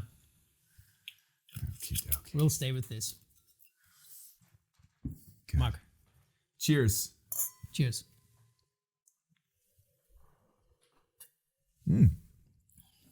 It's good. Yes. It's good. And I tell you why I brought this wine. Okay. Because that's also a memory that I have when I talk about maybe the last thing on this table here. It's called the magic word PACT. PACT. I'm already curious. What the heck is this? What does PACT stand for? PACT stands for Project Acceleration by Coaching and Teamwork. Ah, okay. And that's a certain methodology that we've actually really developed within Siemens, where trained facilitators, people who went through a training. Do you call them Scrum Masters already, or? No, we don't. They are PACT facilitators. I like it better. Yes. Support a project in the project start phase, to do all the planning activities, all the activities around the beginning of a project, what you often do in a kickoff or so, in a very requirements condensed, gathering, stakeholder management, requirements, business case time development. schedules. So the classical planning, facilitating, work So breakdown Kickstart structure. or Sprint Zero Yes. workshops. Yes. So to do that in a very condensed time, the whole project team usually enclosed somewhere in the countryside in a hotel, you know, with this facilitator. And that speeds up the beginning of a project tremendously. It's done with great systematic. You can shorten your planning cycle. Absolutely. Invest in the for beginning. weeks if you just say, Absolutely. hey, listen, let's co-locate, let's go off-site, let's get everybody involved, and let's nail it instead of having it distributed over weeks and months. You know, and the result of this whole workshop after 3 days, 4 days, 5 days, depending on the size of the project and the complexity, is then presented to management. Okay. And usually includes in the first gate or something, right? Target, and say, okay, this is what we want to achieve. This is what we want to reach here. Mm-hmm. And I will never forget, we had to promote it in the beginning rather the hard way. It took a while until people got used to doing that, because I said, that's so much effort. Why do we do it? Yeah. But I had this one project manager who was to my mind, a brilliant guy, project manager in a big, mobility project underground. And there's a picture of him after 3 days of intense work, 10, 12 hours a day. On the last day, he was sitting in this room, and the room was covered in paper because everything was documented by a war room. Full, the whole walls were full. And he was sitting on the floor with his glass of red wine in his hand. It was around midnight, and just looking at his project that will keep him busy for the next years. Zone, And he looked so, excited on the one hand, tired on the other hand, but a little overwhelmed bit blissful somehow, as well. Overwhelmed, blissful maybe. And for me, that was the picture I had in mind. Yes. And so for me, red wine somehow symbolizes these PACT workshops. Absolutely. Excellent. You know what? One of my pet peeves is when people take existing old concepts, reinvent them, and give them a new name. That usually annoys me a little bit. But I actually like this. I like this. I like the fact. I like the coaching and was it training? Teamwork. I think this is legitimately. I think it's fair that you guys invented your own word for this. Because you have teamwork in there as well. So there are lots of the facilitators support the team building experience there as well. So regardless whether or not you guys have Scrum Masters, facilitators, project office, which has died, that word has unfortunately died, or whatever you call it, this is where the gold is. I for years, this is where I started off in my career. I started off being one of these people long before I even knew this word. And when I came up in consulting, a lot of people would ask me, what are kind of giveaways, throwaways that you can give me that are cheap, that you won't charge us anything for? And I used to always say, listen, do you have project managers? Yes. Do you have sponsors? Yes. Do your sponsors know what their job is? No. Okay, we talked about that. Then I said, okay, how strategically or financially important are your projects? Vary. It says, do your project managers have a project office or project assistants? And people would look at me and say, what? I'd never heard of that. What is that? I said, well, you know that a project manager is not capable of administratively, strategically, and leadership-wise managing a project all by themselves. Yes. And they said, And I said, well, normally, if your project is important, you'll have multiple staff members that support the project manager with meetings, with this kind of stuff. And people look at me all disturbed and say, no, we don't have that. Only board members have assistants. And I said, why do you think board members have assistants? For the same reason. It's impossible for a project manager to maximize the full synergy of a project and do all of this without assistance. Yeah, absolutely. And the fact that you guys understood this and have given your own name and you're committed to it, I think hats off. I knew why I invited you here. This is good stuff. And I hope you guys out there are listening, because I'm sick and tired of not seeing this in more companies, okay? And the funny thing is, we're talking about things that you say have partly existed, maybe not since 20 years, but a lot of this has existed since 20 years. A lot of you guys need to pull up your boots, your big boy or big girl pants, and get to the table and start thinking of some of these basic things. A lot of the solutions to project management problems have been around for a long, long time. Get on board, learn from other people. This is great. And when you talk about learning from other people, what I really like very much in this whole system is that we involve so many people from our company. We talked before about the training. It's the same with certification. Yeah. Certification is run within our organization by experienced project managers. It's with these workshops, all sorts of workshops that we have. It's also about lessons learned. We do have lessons learned workshops in our projects. They can actually also be run in this systematic, because it brings the experienced, knowledgeable people together, and we can learn from them, and that's a wonderful thing. I still see one of those cards we're not going to get to everything, but there's one card that's looking at me, and it's the issue of maturity measurement. Okay? Yeah. The classical solution to understanding where we are and targeting where we want to be. Do you guys have a maturity measurement program? Yes, we do. We had a very intense phase where we measured the maturity of project business, so to speak. To my understanding, we have reduced that because it was very time consuming and very costly. This is this is the big thing. Yeah, with a big this organization. This is not kindergarten game here, because you do it basically in a very intense audit systematic, looking at the theoretical. It doesn't have to be an ongoing thing. If you do it every 5 years, that's already a good thing. Exactly. So at the time where I was part of this PM at Siemens organization, we set that up on a global basis. Did you use an existing maturity model, or? Yes, we used an existing Which one? 5-step maturity model. We can look it up. Okay. Yeah. But there's lots of them out there, and they all more or less say the same thing, but there's usually 4 or 5 different steps. Yes, we had a 5-step model. Let's talk about your maturity. There's 2 things I want to talk about maturity. One thing I'd like to talk about is a little bit about your PMO. What is the role of PMO at Siemens, and is it still strong and alive? Maybe some basic statements which would be important, because I find a lot of organizations out there are renaming their PMO organizations, and I kind of have the feeling it's because they're kind of losing their focus or their vision for their PMO. And then what I'd love to hear from you also in the sense of maturity is, what is Siemens doing with project management now? So maybe let's clear off the table. Off the table, but leave these round ones. Okay. See, we left a mess No here. worries. No worries, yes. We can be messy a bit here. Yeah? I can show you how things develop. And so, getting these off for the time being. We still have project management in place in this PMO organization nowadays. It's not called PM at Siemens anymore. It's called Project Business Excellence. And that already shows you that we hit for the next step. It's a maturity concept. It's a maturity concept.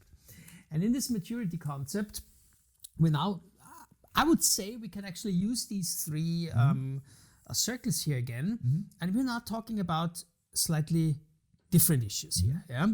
We're talking about project business excellence, which is something that addresses basically the organization, the CEO of Siemens and the CEO of the respective organizations below our CEO, which is about project business strategy. Yes. How does the strategy of our projects fit the strategy of our complete business? Yeah. And does our project portfolio, is it aligned with our strategy? Is it aligned with our strategy? Okay. Yeah. And also then you have the word governance here. Yes. Then so this is commitment from the upper management to make decisions and make rules that support these 2. Exactly. You have the project portfolio management. How do we look at, like with this shotgun, so how do we look at our portfolio? How do we measure? What do we want to measure? Yeah. It's about people and competency management that moved up from the people here to the business excellence organization. Yeah. The continuous improvement process, enormously important for any measurement of maturity. Can I tell you something? Of course. That it was like an epiphany. You know how everybody talks about a matrix organization? Most people don't know what the hell that means, although they use the word. It means that your organization is committed to two processes. One is a line function, which is the most effective and efficient way to get daily business done. And the second culture that they commit to is project for special cases, special occasions, high risk, high opportunity situations. So that's what most people understand as a matrix. What I've understood through interaction with many of my clients is we are not a two-dimensional matrix, projects and line order. We're a three-dimensional organization. And I see this reflected in this vocabulary because most organizations realize that change is an essential part of their culture. Most companies are now kind of focusing on lean, so the Kaizen principles, small improvements are cheaper and easier to implement than big changes. But what I'm telling you, one of the things I realize is when we talk about a matrix organization, organizations are seldomly two-dimensional, they're three-dimensional. What's the third dimension? You have the line organization, has full justification. You have the project organization, has full justification. And then the third element, which kind of ties the two together, it's kind of the holy trinity of the matrix, is the change organization. This is the organization, this is the consciousness within the organization that asks these questions. What do we need to keep? What do we need to increase? What do we need to stop? And what do we need to start? Mm-hmm.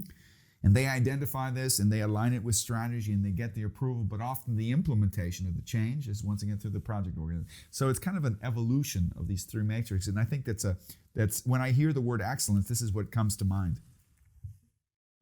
Sorry, I interrupted you. Well, I took the words out of your mouth. I bet I cannot phrase it any better. You got me excited. I'm sorry. Yes, that's good. Yeah. Well, I'm excited too, and so this is now really addressing the CEO, so to speak, and they are now challenged to do something about that. And there's lots happening here, and then we look at still the project management standards, which addresses, of course, rather the project people. Let me put the grapes away here. Oh, we left the mess here. So where we have now, again, the requirement management has become very important. Resource management, time management in the organization, cost management, quality management, you name it. It's about all the these tasks processes and the tools and these standards don't go away. Yeah, they don't. This is part of the standard framework. What we in the line organizations refer to the standard operating procedures. This is what we need in projects to make them fly. But then we have new vocabulary like EHS, which maybe new bingo 20 word. Years ago was not so important. Environmental health and safety. Yes. Big. We're talking about learning in projects that becomes really an issue here. We're talking about communication, collaboration. And these are all things that, by the way, we asked the project managers in the certification process. Great. What did you do? What did you learn? How did you reflect about your responsibilities here? Yeah. All the way up to methodologies sized for the respective project. Yep. And when we come to people, now look, there are only very few cards. Because the people development and the certification... Because we've gone to artificial intelligence now. No, it's so much still in place. But the great thing is we're not only talking about the project managers anymore. We're having at least 2 more roles that have a full-blown career path and also... Okay, now I'm curious. All the way trainings and certification. All that you saw before here for the project manager is now established for the commercial project manager. Okay. So they go through trainings, they go through certification processes. So you've replicated your lessons learned from your project management promote program. Is it called Promote or is it called probably called something else? It's called something else, yeah. But it's still the same concept. It's still the same concept, all the way to the quality management projects. Yeah. And this is you talked about the Trinity before. I will call this the Holy Trinity, yeah. Because alongside these 3 roles, you can then place the project procurement manager, you can place the site manager, you can place all the other contract managers. The number one process in the PMBOK guide that everybody uses and most people kind of understand but don't understand how important it is. The number one management process in project management is integration. And what is integration? The awareness that there are multiple departments and processes that benefit or are impacted by project management. And this awareness of creating a real matrix organization where individuals understand it's kind of like a football team, you know? You have different players on the football team. They have completely different functions, but they know how to play like a team. And the question is, do we know how to do that when we're doing this? If we see project management or program or portfolio management as a game, are there designated roles, and do we know how to interact? We've seen the evolution of PM at Siemens. You were so kind to show us how it's evolved and what is happening now. One thing that still interests me, because I think there's a lot of participants, a lot of the people who are watching this will have a PMO background. So, and they're still struggling to create a lot of what you guys have already, the connection between strategy and operations, okay? You've talked about that your PMO is kind of focused on project management excellence, which is the new term that I think a lot of organizations are using. Also, they use the word OPEX, or operational excellence, which pays homage to this three-dimensional matrix. My question that would go to you is, where is your project business excellence at home? Because I've realized that a lot of companies, if they're a large company, they have multiple needs of a PMO. For example, if you're a large organization that has national representation, you might need a national PMO that deals with national projects. Or if you have factories all over the world, you might have a facility PMO. Then you might have a regional PMO. Then you might have a strategic PMO that's responsible for business units. And then you might have an executive PMO. Do you have something similar at Siemens, and how do you deal with these different, that the organization needs the project business excellence at different levels?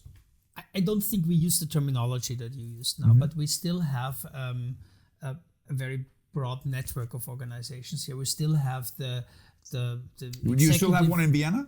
Yes, yeah. yes. So we still have an executive PMO, so to speak, in Germany. Yeah. So the head, the core of project business excellence.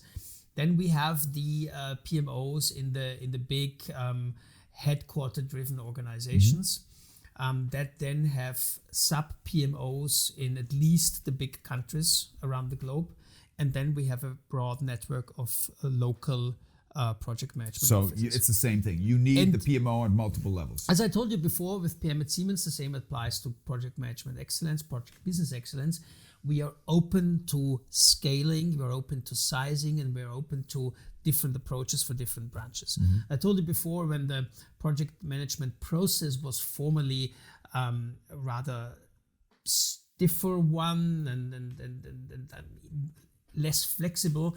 Now we have a much more flexible one, where you can include R&D projects, where you can include software projects, where you can include service projects, and so, yeah. So there's a vast variety of possibilities where an organization can say, I pick my choice and I can integrate what is important for me. That includes even the milestones. Between milestone A and milestone B, you can, if you need in your organization, enter 2 more milestones or so. Yeah? As long as you follow certain certain inputs and outputs that people need to know in order to work properly, that's all so fine. The bottom line is your PMO, or whatever you call it, is not an ivory tower that's far off in the distance, somewhere in headquarters in Switzerland where nobody has access. It has operational relevance because there's local representation. Yes. Awesome. Wolfgang, I knew, I was excited when I invited you. I was thrilled when you said you had time. By the way, I want to tell you what he told me when I said, would you have time for this podcast? He says, I don't have any time at all. And I feel completely honored that you said this. He says, but I will make time for you. So I want to say thank you that you in your busy time took time out to actually talk about this. Now, for all of you out there at Siemens that might be saying, hey, to be fair, you are an implemental part of this process, but you were not PM at Siemens, right? You were an important part of it, and we know each other, and that's why I loved interviewing you. For those of you who said, yeah, but I was involved too, what about me? I'd love to talk to you as well. So there were hundreds of people that made this possible, and we pay homage to those people. Kudos to you, hats off to you. You guys are amazing. I do have actually a couple other people. I actually have a friend of mine who works at Siemens in North America and is responsible for portfolio management. I should be interviewing him sometime next year. I think there's a couple other people in Siemens that I will also be interviewing to get their perspective and maybe do some in-depth stuff on some of the things we discussed. Great. So thanks for your time. I would love to take the opportunity. I actually pulled up some pictures. I went through my database. Oh my God. So maybe we'll clear the Yes, table, yes, and then we'll take some of the pictures so we can reminisce and finish our wine. Exactly. I mean, I tell you, for the pictures, you have to pour me some more wine. Yeah, definitely. Yeah. We look incredibly young in some of these pictures. Do we? I mean, I still feel young. Yeah, we're still young at heart. Yes. Experienced and young. Yeah, that's us. Well, let's put this away here. So I just drop it here. You can clean up later. yeah, I'll clean up later. There we go. So of course we have to start with a picture of me. This is a picture of me, big mouth, fairly young back then, suit and tie, talking. This needs to move on. What's the next picture? You didn't age a lot. No, thanks a lot. You're being kind. Hold on, let me. Before we start, I'd like to bring another prop that you should recognize. Okay. Because you guys have a couple of them. Okay. Okay. When I was PMI chapter president for Chapter Austria, we created an award where we gave big awards. Oh, lovely awards, yeah. To companies that were good examples of project maturity and development, and I think you guys got a couple. We'll discuss how many you got. Let me go get the award. Ta-ta-tum. Yeah. Heavy. All right, here we go. Maybe let me just touch it a little bit. It's a very nice one, yeah. It's actually beautifully done. I really love that. Yeah. It's a little abstract, but it's heavy and it's golden, so it counts. So I picked out some other pictures. This one's nobody cares about this picture. This is me, but I've got some pictures of different things.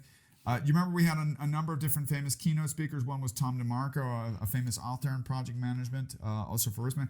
Here you see we actually every event we did, and by the way, I want to say thank you also in hindsight. Siemens was always a great supporter of our events. Okay, I think our first large event had 400 people. The next one had 800, and the final one had 1,250, and a lot of the participants came from Siemens. So it was a really great event that.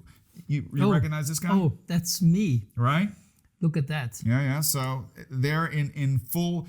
One of the things we did, and which we're kind of now continuing that tradition with podcasts, instead of having a big event that costs a lot of money and takes a lot of time, we're doing these podcasts, right? So this is kind of what we're trying to do with the podcast is get people with experience to share their experience so that other people can have it. Here's another take of you. And that's basically what we did there. Huh? Yeah. I presented in short what we now did in a conversation. Best practices, right? Yeah.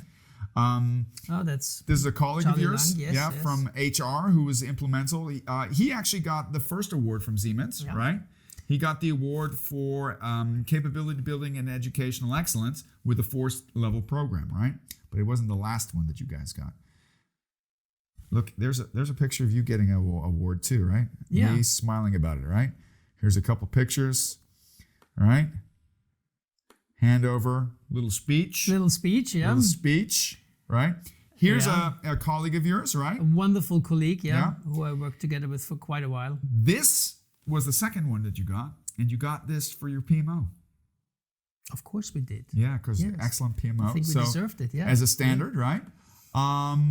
And then here's some more pictures of events with a number of different people involved. Me doing the blah blah again.